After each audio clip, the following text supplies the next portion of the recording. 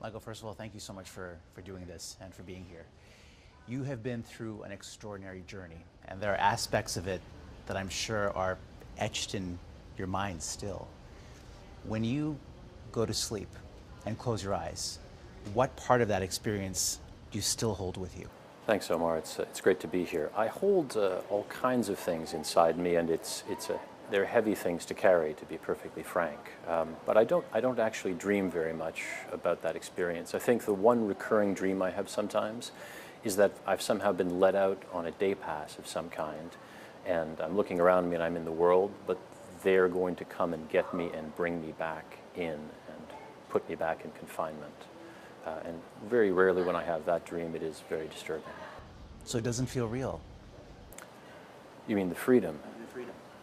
I think what that experience taught me is, at a deep philosophical, visceral level, just what freedom really is and how valuable it is and how much so many of us take it for granted in this country, and that it's something that we need to really prioritize and fight for, because it's not guaranteed, it's not automatic. And when you've had your freedom taken away from you and you've been subjected to confinement and been treated like a thing rather than a person, like a bargaining chip in this case, you are so keen to get your agency back and to get your liberty back that it really makes you appreciate how important it is. Can you take me back to that day in December 2018 and the run-up to the arrest? What were you doing before, and how did that unfold?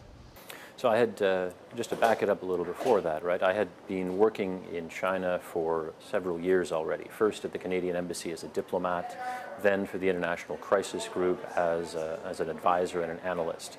And I was based in Hong Kong, but regularly making trips to Beijing for meetings, appointments, welcomed for months at conferences and events that were organized by the Chinese Communist Party and the Chinese government. And it was my job to build relationships with them in the same way a diplomat might, or a businessman might, for example, to talk to them about international issues and to try to have some influence by advocating for more effective policy. So my job ultimately was to try to promote better relations between China and its neighbors and the West. And so that December, I was on a trip to China, actually not really for business. It was just before Christmas. And I was going there because my partner at the time was pregnant. And she was living in Beijing, and we were going to help her move down to Hong Kong. So she had some big suitcases that she needed this guy to come and help her bring back to Hong Kong, where we would then live together and have our baby. That's actually the only reason I was in Beijing that week. So I was only in town for a couple of days when we were coming back from dinner in the Sanlitun part of Beijing, and we came up out of a spiral staircase onto the plaza. We had just picked up some breakfast, mundane things the night, went shopping the night before that night, and suddenly a dozen men in black surrounded me.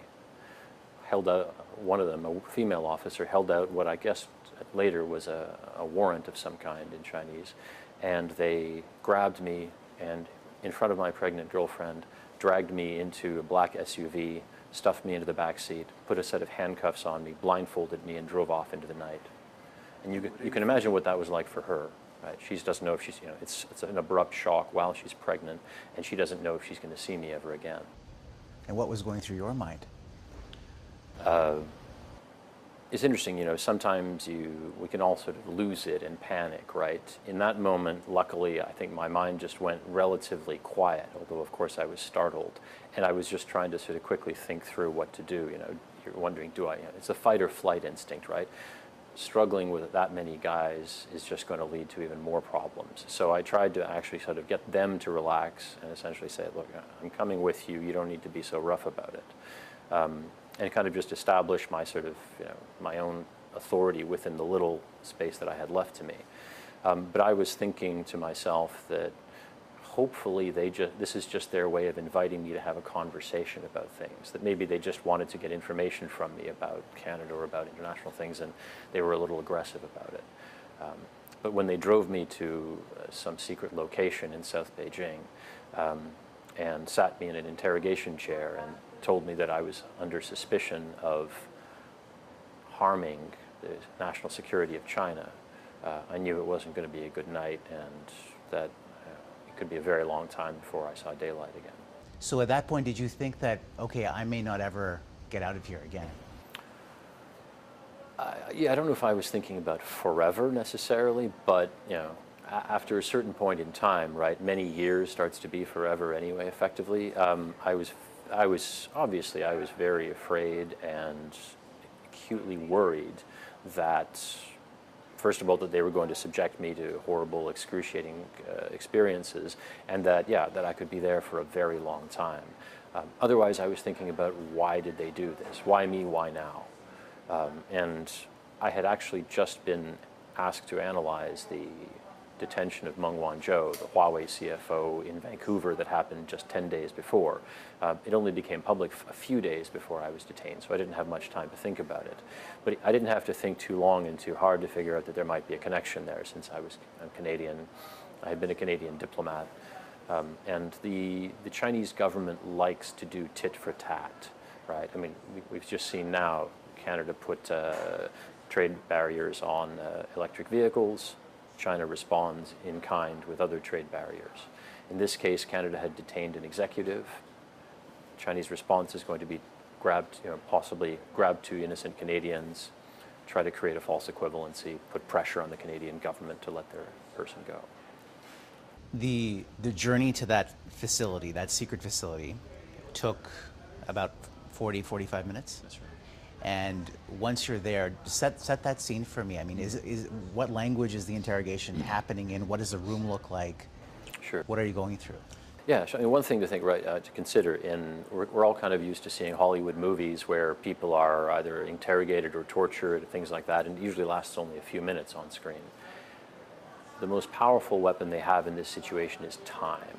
They were not in a hurry. So they started with very perfunctory things. So basically just a wood-paneled, simple interrogation room with a big, long desk at one end, behind which would sit the interrogation officers. Usually there would be a lead officer, an interpreter, and a note-taker, and then you're locked into a chair, with a kind of board over the front of it, over your legs, that's locked, so you can't get out of the chair. So you can't move?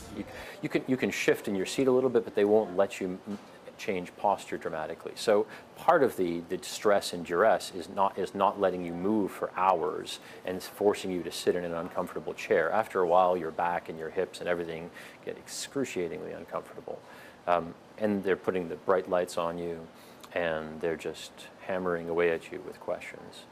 Yeah, it's an ordeal. And imagine then that gets repeated for 8 hours a day or more every day for months.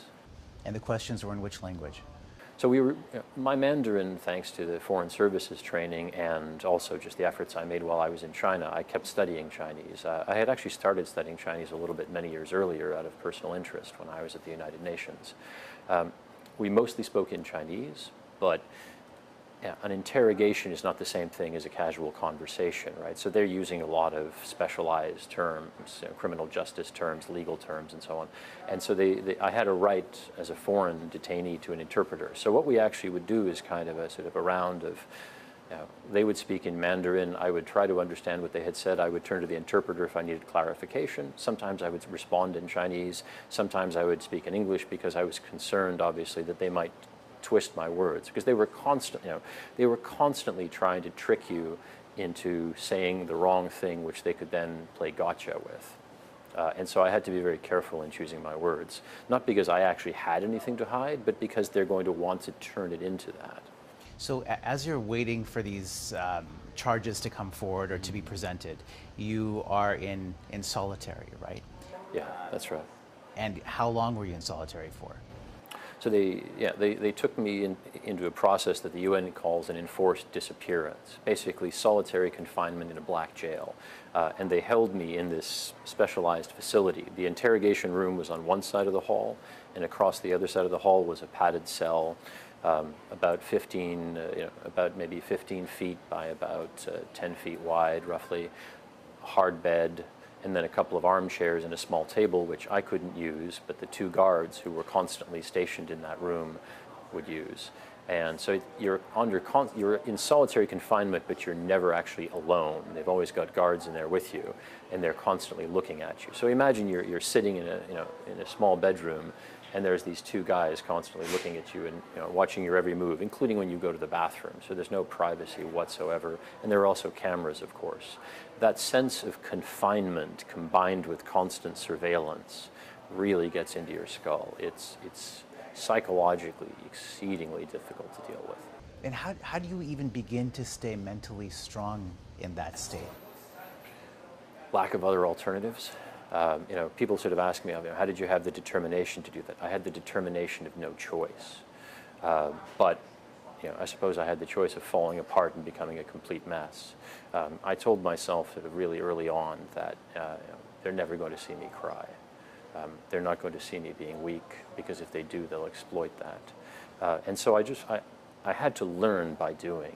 A lot of it was going back to some things that I had studied. I had interest for years in Stoic philosophy and Buddhist philosophy, and in ways of managing your mind, basically. And I had dabbled in meditation, done some yoga, and I doubled down on all of those things. I recognized that they were going to put me under unbearable stress, and if I didn't find a way of constantly processing that stress and dealing with it, then I was just going to end up in a downward spiral, and they were just going to psychologically destroy me, because that's what they want to do. They want to make you quit. They want to make you just give up and just basically do everything they tell you to do. And ultimately what they're trying to get you to do is confess to crimes you haven't committed. That's what they want. They want to coerce a confession. And they're not just putting pressure. They're gaslighting you. And by that I mean that they're actually drawing you into a world day after day, minute by minute, hour by hour, in which up is down and black is white and night is day, and the Chinese party state is good and you are bad. And until you accept all the wrong things that you've done, you're going to continue to be punished. But if you admit that they are right, that 2 + 2 = 5, then maybe they'll ease off the pressure a bit, give you a little bit more food to eat, slightly improve your conditions, falsely tell you that maybe they'll speak to the judge and try to get you a lighter sentence. So they use a whole host of psychological manipulation techniques, but the heart of it is trying to convince you that you've done the wrong things and they are good and you have wronged them, when in fact it's a hostage taking in reality. So it's a constant sort of negotiation, so to speak. They're trying to throw these bargaining chips your way to extract a kind of confession. Did they feed you? Were you eating? For the first month, because I felt that what they had done was completely outrageous. That I knew that it was wrong. The Canadian ambassador, the first time I was able to have consular access, confirmed to me that the Canadian government was certain that I was being held as a human bargaining chip to blackmail Canada into releasing Meng Wanzhou. So I knew that it was illegitimate, despite everything they were saying to me. The hard part was to maintain my own narrative and my own truths in the face of this constant barrage. And it wasn't just psychological. When I didn't cooperate, they would cut my food rations to nothing more than bread or rice at any given meal. So I lost a lot of weight in the first month. And then when it looked like it wasn't going to be just a short-term detention, I realized I had to switch strategies, because eventually they were just going to keep piling on the pressure. And then I sort of switched to a more kind of diplomatic negotiating style, because the reality was the vast majority of what I had to talk about, almost everything, wasn't in some way secret. It might have been personally private, but there was no reason not to talk to them about it. I mean, certainly my work with the International Crisis Group, nothing secret about it at all.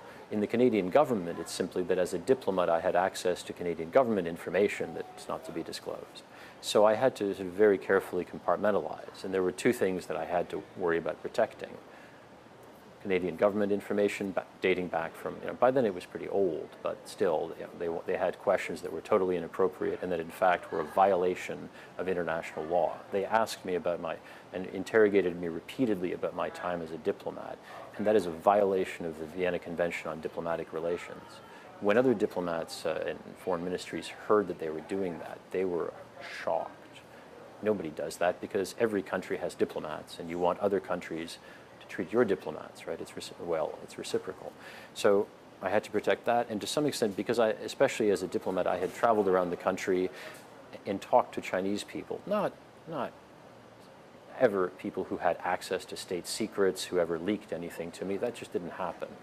But, for example, Tibetans, Uyghurs, other ethnic minorities, human rights lawyers, political dissidents, people who would might say things to a foreigner that the government doesn't want foreigners to hear.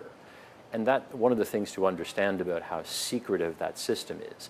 The secrecy is ultimately to cover up shameful things that the government is doing, and the party state knows that they are shameful. So much of what they're worried about, someone like me learning in China, is not an actual genuine national security secret. It's opinions and perspectives that are different from the message the government wants to control. It's all about image control, message control, and thought control. I want to get to those lessons about the Chinese government in just a few moments, but I want to know a little bit more about what you went through while you were in detention. So you were in solitary for a period of how much time? So they held me in solitary confinement for over 5 months. And for comparison, I think under Canadian law and certainly international standards under the UN, maybe 15 to 30 days is the maximum. Anything more than that is considered psychological torture, and I would agree with that. It's brutal. And then the charges were brought forward, and then you were moved to a pre-trial detention facility. Was that environment different than solitary? Did it feel like a step up, if I could put it that way? It's all relative. Right. Well, I mean, it's funny, right? If you do look at psychological studies of happiness, right? It's all relative, right? If you go from being in a horrible place to a slightly less horrible place, then you'll be a little bit happier than if you had gone to that less horrible place in the first place. So, yeah, the detention center was actually structured as a prison, more or less. You actually had to wear, special clothing, gray, basically polyester with an orange vest. You were fingerprinted. They had to cut your hair short. So it was really treating you like a criminal. So in some respects, it was worse in that you felt, from an identity perspective, I felt like they were trying to make me into a criminal, and they only ever referred to me by a number while I was there. So for 2 years, I didn't have a name. I was only a number. You were dehumanized. Exactly. It's dehumanizing. And it's just as confining as the solitary confinement. You can't leave the cell. It's not like prison where there might be a canteen or an exercise yard. It's exceedingly confining, but the cell was larger and there was daylight. I mean, one of the hardest things about the solitary confinement period is they had blackout blinds over the windows. So for 5 months, I couldn't see daylight practically. Once in a while, crossing the hallway, I could glimpse it, or occasionally, a guard in a moment of kindness would let me glimpse a little bit of sunlight.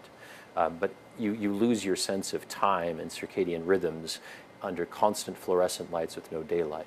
At least the detention center had some daylight, although you couldn't see outside. And critically, I had cellmates. So for the 2 years, basically from May 2019 until I was released in September 2021, about 2 years, a little more than that, I at least had other people to talk to who weren't guards or people who were essentially trying to psychologically harm me. People in the same boat as me in their own strange way. Did you trust them? More or less, yes, because it became pretty obvious when I was spending so much time with them that they were also there for their own wrongs. They weren't somehow, I didn't ever see any evidence that they were planted there to be with me. And even if they were, I was perfectly happy to tell my story to what was happening to anybody, because what I had to tell was the facts. I didn't have things to hide from them, but I never got the sense they were trying to somehow pry anything else out of me. I mean, the reality in that system, right? The interrogators had 13 months to interrogate me. There's not a whole lot to talk about anymore after you've had that many conversations. It's enough. But what was great about my cellmates, first of all, was that finally there was some camaraderie. It was great for my Chinese. They were all Chinese, mostly former government officials who'd been arrested for corruption or national security crimes. And they were even more depressed and frustrated than I was, because at least I could hope that the Canadian government and its allies and like-minded friends and all kinds of other advocates outside were working to free me. They had nobody to help them. So if anything, I was in a position to try to help them psychologically and spiritually a little bit.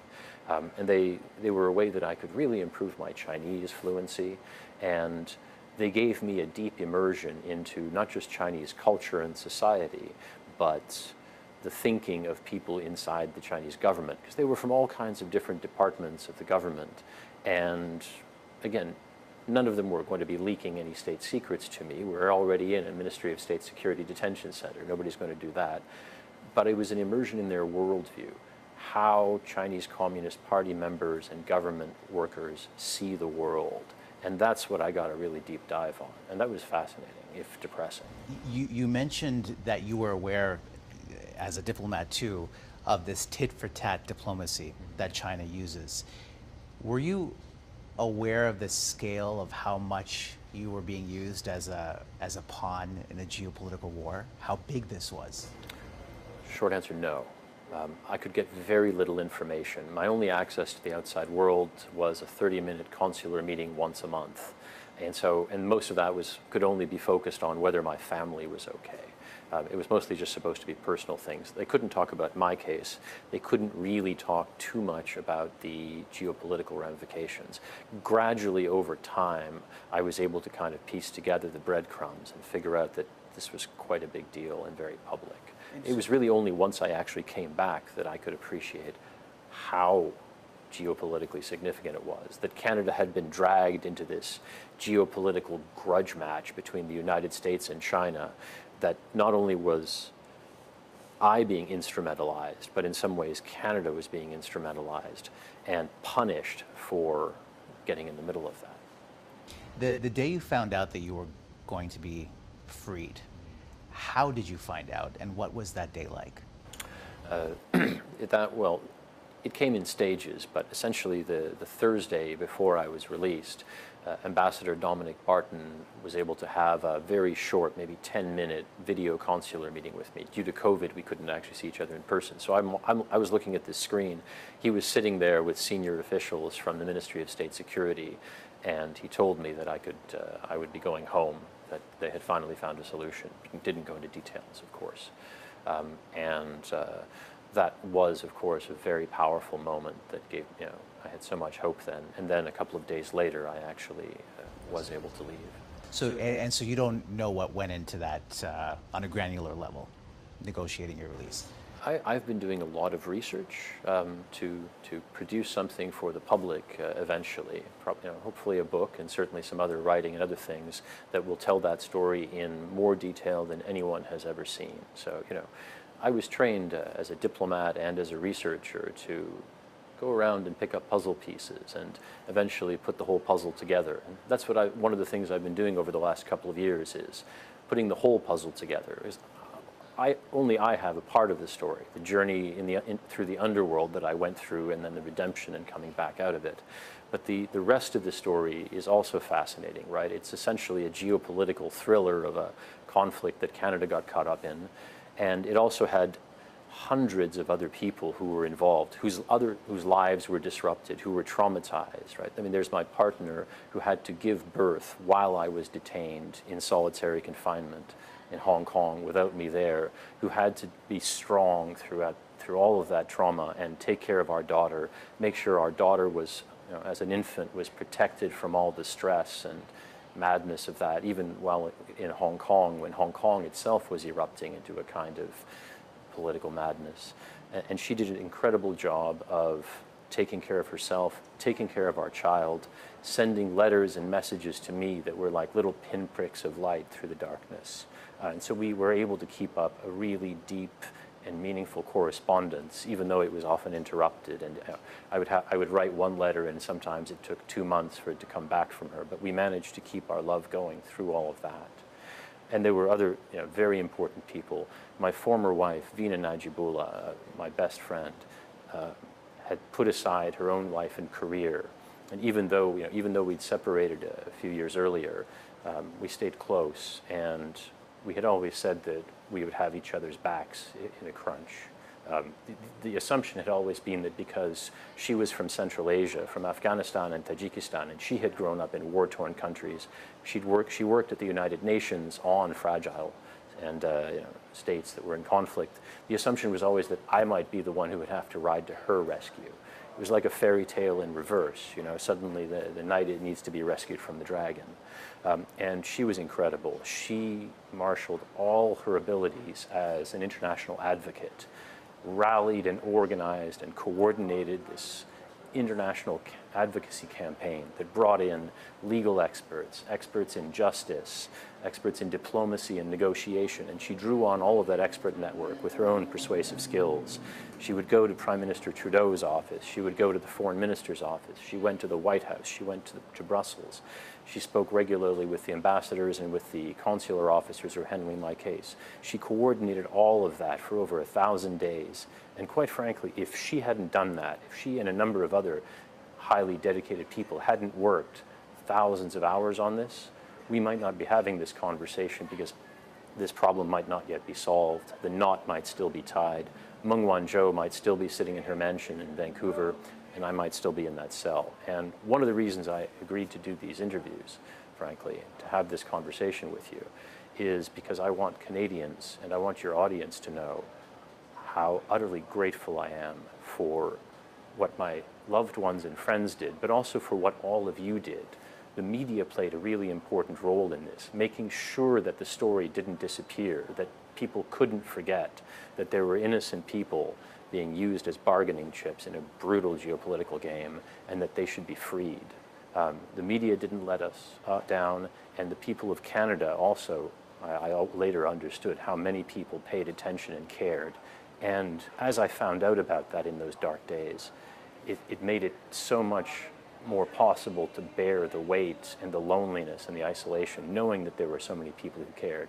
So I really want to say thank you to you and to everyone watching, how much that meant to me. Well, it's such a privilege to be able to speak to you. When you saw your daughter for the first time after that, what was that like? I think for anyone who's a parent, the first time you see your child is a magical moment, right? Your life changes utterly. I had this strange experience where my life changed theoretically in 2019 when I knew that I was a father. And then and then 2.5 years later, I had the separate experience of actually meeting my child. Both of those moments, the first moment was profound but tragic because I wasn't there. The second moment was profound but joyous and elevating. You know, I could finally hold my daughter, and she's such a happy, friendly little kid. As you can imagine, I was worried, is she going to be like, who's this weird guy? She wasn't like that at all. Her mother had prepared her very well for who Daddy is, what Daddy looks like. She played videos with my voice and so on, so there was some familiarization. But we called her Clara, after my grandmother, but also because sitting in a situation like that, trapped in a cell in darkness, I wanted to always remind myself that we need to try to see clearly. Clara for clear, to have that strategic clarity and understand the situations around us and figure out how to deal with them. She was just like a little light in my life, so full of joy and happiness and energy, and we hit it off right away. We've had a wonderful relationship ever since. I'm sure once she's a teenager that might change. But, So that experience you had in China motivated the name? Yeah, in some ways it did, that's right, yeah. Naming her is a story of its own.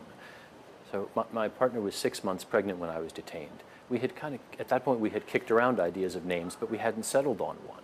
So what are we going to do now? I couldn't talk to her. There was no way to have a discussion about what are we going to name the baby finally. And so what I managed to do was brainstorm a list of names, and I came up with, I couldn't bring any paper to the meetings with the embassy staff. So I've got 10 fingers, so I just tried to imprint on my mind to remember the 10 names that I thought I would prefer. And at one meeting with the ambassador and his staff, I relayed those names to my partner, and I tried to do it early enough to say, okay, now you let me know which of those you prefer, or if you have other suggestions. I didn't want to be too didactic. She came back a month later. She picked Clara. She liked it. So we chose her name in the strangest of circumstances. Even while you were in detention, you were exactly. Well, and it was kind of something. It was so strange to have to focus on. While I was detained, I had to mostly focus on keeping myself sane and holding it together.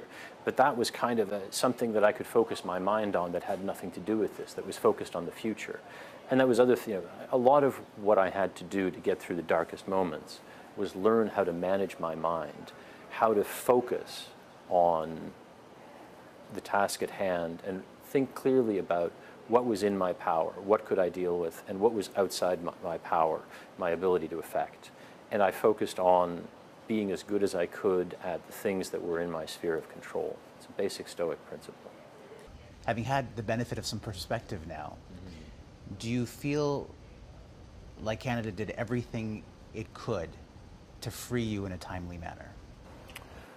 I think once the crisis started, there was no lack of effort by the Canadian government's part. I think the challenge was, the biggest challenge was that they were unprepared for it, that they underestimated the Chinese Communist Party and they underestimated its ruthlessness and its capacity to use any tactic like that. And one of the fundamental things you need to understand about that organization is that it is a fundamentally Leninist, bureaucratic, or authoritarian organization. And what that means is that it doesn't think the way Western governments do. It doesn't have a foundation of respect for human rights. It doesn't have a values framework. Humans are just things to accomplish ends to that organization. And so using humans as bargaining chips is not an unusual thing to do. It's standard operating procedure. In the past, the difference is not that it was somehow ethically restrained from doing so. It's that it was afraid to do so. And the danger that we're facing now is that it's getting more and more powerful, and it's not afraid to do those things anymore. That's the big risk. That's what the Canadian government was unprepared for. And the US government didn't really anticipate that either when it asked Canada to detain a Chinese telecom executive. So both the US and Canada, I think, needed to be better prepared and have a strategy for, if we do this, what is China going to do, and how are we going to deal with what China's government does? There are, of course, a lot of other complexities about it that I hope to get into in my future writing. I think there are a lot of important lessons to be learned from it.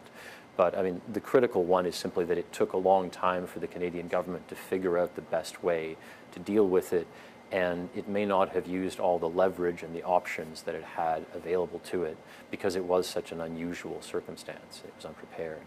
I think, again, particularly Vina Najibullah and my other advocates had to really push the government sometimes to get it to do the things that it needed to do the right things.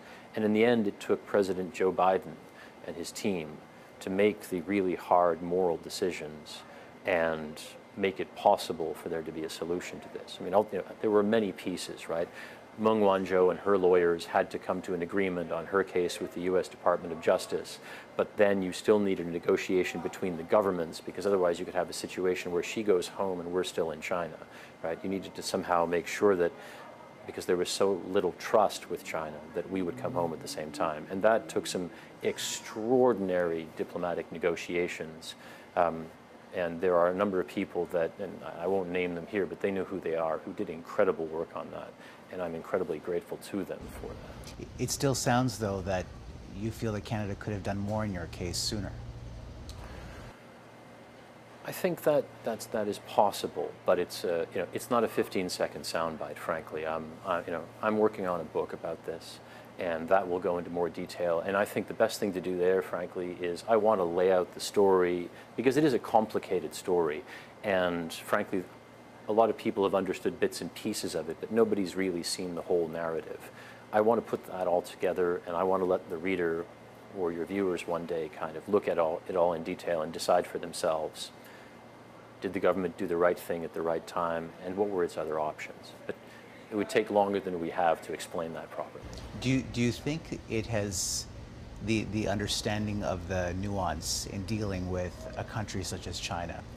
Do you think that understanding has improved since your case, or do you think it has stayed the same? I think it depends on the person you talk to. The issue we're dealing with, right, is that we've come through a tipping point in geopolitics. We've gone from a world of peak globalization, where in the peak of American power, relatively speaking, where Canada was very safe and secure, and most of our political decision makers, and indeed most of our private sector CEOs, didn't have to think too much about geopolitics or political risk. And now we're in a very different world where Russia has invaded Ukraine, where there are even more international conflicts. There were conflicts, of course, in many parts of the world across the last several decades, but not between the great powers. And now we're looking at a situation where you have Russia and China who are increasingly aligned and taking increasingly assertive and aggressive positions that are fundamentally hostile to the interests of the West and to many other independent countries. They want to reshape the world system and make it friendlier to authoritarianism. And in the process, they want to undermine democratic countries. They want to weaken the West. And it's taken many people who make decisions in this country a long time to adjust to that world because they got so used to an engagement policy with China, right? The dream about China was that by bringing China into the WTO in 2001, by integrating it into the world economy, we could help China become more liberal, more free market, more democratic, that it would become more like our societies because it would have to. It would have a middle class. People would demand more freedoms. It was a democratic dream. I think we had to do that because of our values, and also, frankly, it was beneficial to our economies, and it was in the interest of a lot of people. A lot of people made a lot of money out of that whole process. But that bet didn't pay off. We were wrong. The Chinese Communist Party didn't open up and reform and democratize. They didn't have a Gorbachev moment. Instead, they slammed the lever hard in reverse towards authoritarianism, censorship, propaganda, oppression and suppression and repression, and greater control of their own societies, and a much more hostile geopolitical outlook on the world. Xi Jinping has very clearly thrown China's weight behind Russia now. It's not moving away from Russia, it's moving closer. That's the world we're in. And I think what happened during the whole crisis that I was wrapped up in is it took a long time for a lot of people who worked on it to come to terms with the fact that Canada didn't get the China it was hoping for. And so what's the balance now? I mean, clearly you've got this economic behemoth in China, and you've got Western governments who, to a certain extent, still want to be champions of human rights, right? So do they jettison their principles in favor of economic gain, or do they not do that? I think the bottom line is, in this world, it's unsustainable to have economic and trade policies that are separated from your policies on human rights and national security. In the past, you might argue that our policy on China was driven either by fear or greed, running away from what we are worried about or running toward options to make money. It's not a sustainable basis for running your own personal life, and it's not a sustainable basis for running a national policy or even a company's policy.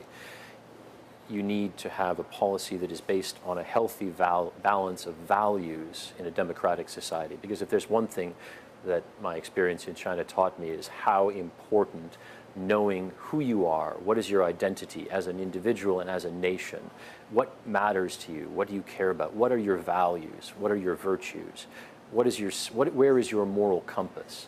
As a country, Canada doesn't have thousands of years of ethnic ties to bond us together. What holds us together as Canadians, the vast majority of it, is that we believe in things. We believe in creating a nation that is multicultural, multi-ethnic, and that values the rule of law, that values human rights. And that is what binds us together and makes us strong. We need to work even more on that, and on a foreign policy, and particularly a China policy that's based on values, but balancing values with realism, with an understanding that we are in a world of hard power. We're dealing with a China that does not respect anything except strength and power. And so we need to make Canada itself stronger. We need to make the entire global West, and as many like-minded countries as we can find, stronger, and to work together to maintain an international system that still sustains international law, norms and rules, that argues that all countries should genuinely be treated equally and sovereign and not bullied. Not a world where big countries bully small countries. That's a terrible world for Canada. And the difference is we need to fight for that world, but we need to do it strategically with a balance of values and realism. The Foreign Affairs Minister, Mélanie Joly, was in Beijing earlier this year. Canada has called for what it calls a pragmatic approach. That's a very nebulous term, I mean, especially in this context. What does pragmatic mean? I think the reality of that, Canada's relations with China were thrown into a deep freeze for the last 5 years, right? It wasn't just about my personal detention. It was about a whole bunch of things that happened around that time. Mass human rights violations in Xinjiang, massive repression and control in Hong Kong, abrogating the joint declaration between the UK and China, Chinese aggression in the South China Sea, increased Chinese pressure on Taiwan, extensive foreign interference and influence around the world, transnational repression against ethnic Chinese minorities. The list goes on and on, right? The Chinese government was doing a whole host of things that are deeply problematic for Canada, including notably at that time its handling of COVID, right? The heavy secrecy at the beginning, so many challenges and problems put the relationship into a deep freeze. The way to understand the foreign minister's visit is to try to reestablish diplomatic communication channels at the highest level, to be able to talk with the Chinese to help manage problems, because there are going to be many problems and frictions. But it's not a change in the Canadian government's or the Canadian public's perceptions of China.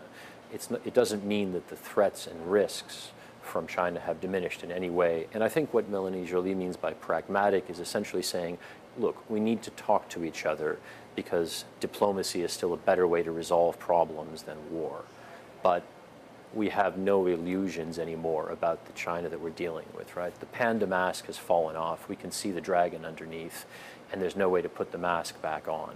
We've seen a lot of things about China that are painful to see. We can't unsee those things. So we need to understand much better, in fact. We need to do much more research and analysis on China. We have good experts on China in this country, but they're too few. We need more. We need to build capacity to understand and analyze not just the country, but particularly the Chinese Communist Party and the state it controls, and to understand the threats that it poses to us. And so in a nutshell, this experience, your 1,019 days in captivity, it gave you an insight into the Chinese government that few of us will ever get. But after having gone through that, in a nutshell, bottom line, what does it tell you about that government? That it is deeply paranoid, utterly focused on its own security and on China's security at the expense of anybody else and everything else. It's utterly focused on its own interests, and that ultimately it doesn't run China in the interests of the 1.4 billion Chinese people. It's like a giant cartel, and it's organized into a system. One of the things that I really understood only after talking to so many Chinese on the inside before is the degree to which there is a party-state system, and increasingly it's the Communist Party that dominates and controls everything, and that it is fundamentally ideological, that it's not just, we used to think that it wasn't like the times of Mao Zedong when China was trying to spread communist revolution around the world. And that's true. It's not that kind of ideological struggle. But that party state wants to demonstrate the superiority of its own way of doing things in its own system, and in the process show that our systems are the ones that are wrong and weak and flawed. So it does want to win an ideological contest, and that system has a logic of its own. It's like a giant machine, and that all the people inside that system, no matter how powerful they are trapped inside that system. They can't get out. They are hostages in China. One of the things that I inverted during my own time as a detainee, including at my trial where I spoke the truth, and despite all the pressure they put on me, I didn't plead guilty. I pled innocent. I insisted that I was innocent and that I was a hostage in that private show trial. And I did it throughout the time that I was there until I was released, despite all the pressure they put on me, because that made me the only free man in that system, frankly. None of those people are free. They can't get out. And so all they can do is go along to get along and keep their heads down and hope that the guy next to them or the guy below them or the guy above them isn't going to put a knife in their back and send them down into the cells. It's full of systemic insincerity and lack of trust. And as a fundamentally Leninist system, when you cannot trust, you must control. And so it is obsessed with control, and it has no ethical restraints. It is utterly ruthless, and it will pursue its own power until something stops it, because it can never feel totally secure. And because it can never feel totally secure, it can never have enough power. And so it will keep reaching, it will keep wanting until something slows it down or stops it. And that's why we have to work together with all the other like-minded countries in the world, not to interfere in China's internal politics, not to tell the Chinese people how to run their own country, but just to constrain it so that it's not a threat to our societies and way of life. We need to protect ourselves, and we need to do a lot more, a lot faster to do that. Is it possible to contain it, though, if it's allying with other like-minded countries itself? Not to contain, but to constrain. And it may sound subtle, but there's a difference. Right now, we need to try to slow China down. And frankly, because that mechanistic overreach by the party state system is ultimately actually going to, I think, lead China and the people of China into disaster. Look at their economy already, right? The party state has shifted over to a much more authoritarian control, dominated by political hardliners and by the security bureaucracy. These are not people who understand free market economics. These are people who are focused only on security and secrecy and control. And it's doing terrible things to the Chinese economy. It's becoming uninvestable. This is bad for the Chinese people as well. We don't have the power to overthrow the Chinese government. We shouldn't even be considering that. The issue is rather to constrain it and to establish an international balance of power and that sustains laws and rules and norms, the United Nations system, and that preserves safety and security and economic prosperity for liberal democracies and like-minded countries in the world, so that we don't end up living in a harsh world where big countries bully small countries. It's for our own protection that we need to do that, and to ultimately to manage the challenge of China and push back at what that party state is trying to do. I just wanted to ask you about the other gentleman who was detained along with you, Michael Kovrig. He leveled some accusations against you, suggesting that he was duped by you. What is your reaction to that? What do you have to say to that? I was very disappointed to hear that. It's false. So, to the best of my knowledge, nothing like that happened. I mean, that's the simple answer. I think there were other reasons why that happened, but I don't agree with the allegations. And he and I saw each other regularly after he was detained. We supported each other. He never expressed that to me.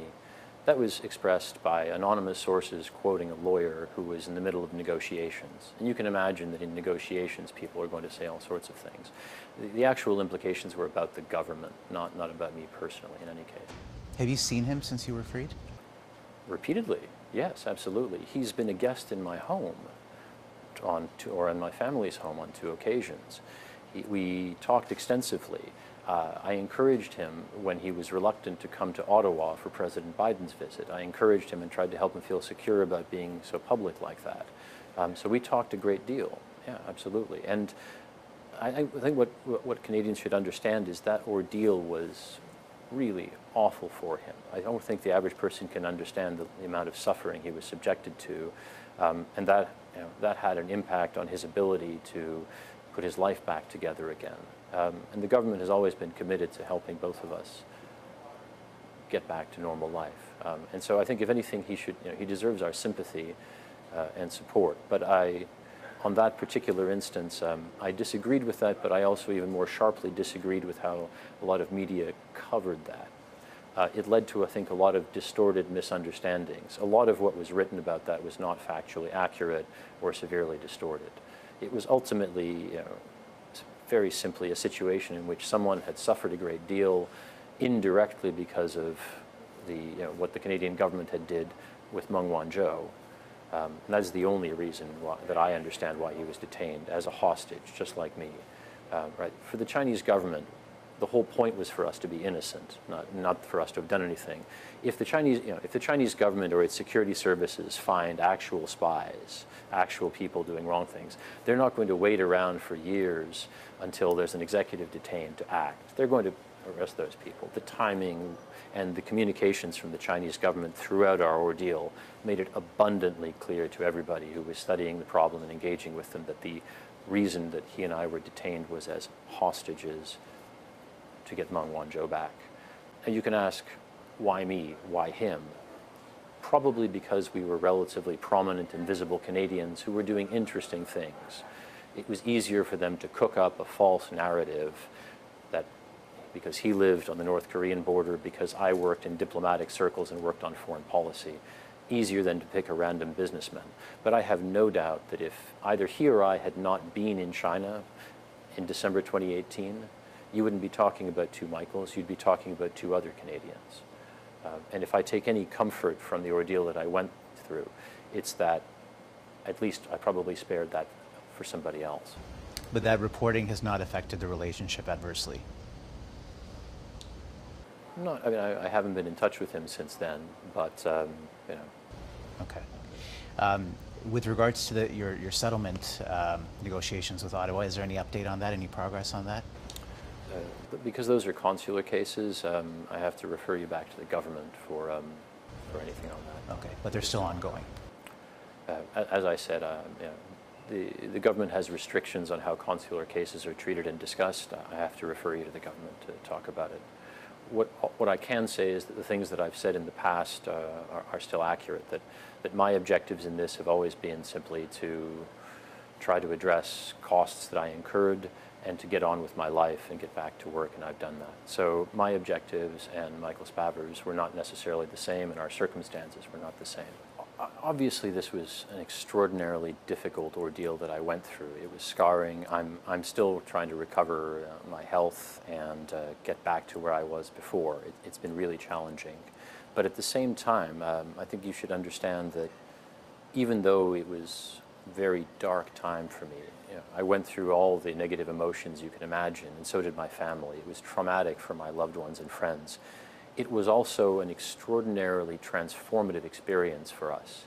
It taught us about the depths of love, of appreciation, of gratitude. And one of the things that I tried to do there, because I could see my other cellmates descending into despair and anger and bitterness, and I said to myself, that way lies madness and doom.